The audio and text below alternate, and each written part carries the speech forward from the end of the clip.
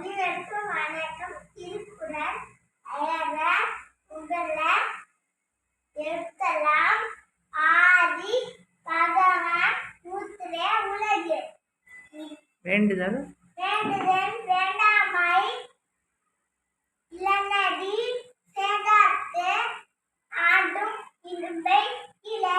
நன்றி நன்றி நன்றி மறப்பது நல்லது கண்டல்லது அன்றே மறப்பது நன்று. மலர்மிசை ஏங்கினார் மானடி சேர்ந்தார் நீர்மிசை நீண்டு ஓடுவார். அடக்கம் அமரருள் உயிர்க்கும் அடங்காமை ஆடினுள் எப்பொருள்